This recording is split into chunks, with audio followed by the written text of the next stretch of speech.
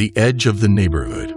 Once upon a time, in the quaint town of Gabletown, there was a particular neighborhood where the cobblestone streets seemed to whisper secrets. At the very edge of this neighborhood, almost hidden by the overgrown ivy and the shadow of ancient elms, stood a house that looked as though it was built from secrets rather than bricks and mortar. Its windows were like dark eyes that never opened, its door a tightly sealed mouth. Here lived a man named Javed, a figure cloaked in solitude and shrouded in an aura of mystery. The children of the neighborhood, carefree with their laughter and games, knew well to avoid the boundary where pavement touched the somber shadow of Javed's home. Parents, with a blend of fear and caution, had long instructed their young ones. Stay away from the house at the edge, they would whisper, casting nervous glances towards the silent, shuttered dwelling. Stay away from Javed. As the wheel of seasons turned and the moon traced silver arcs across starlit skies, a chilling pattern began to emerge.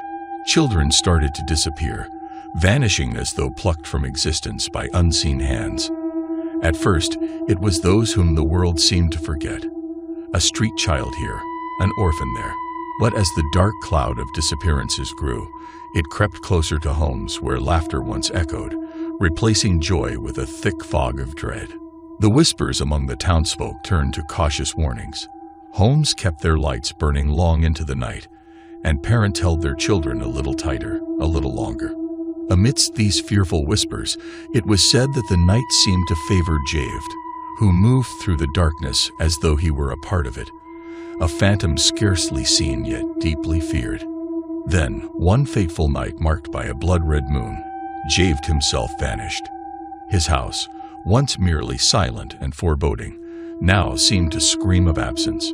It stood as a tomb of secrets, its silence more pronounced, as if the very walls were holding their breath, waiting for someone brave, or foolish, enough to uncover the grim truths hidden inside.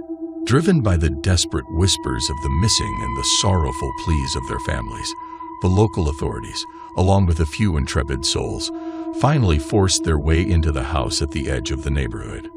What they found was a silence so profound it seemed almost tangible, thick with the echo of cries too long muffled by the heavy curtains and dust-laden floors. The air inside was stagnant with the memory of despair, each room a chapter of untold horrors, silently narrated by the faded wallpaper and the grimy windows that allowed no light.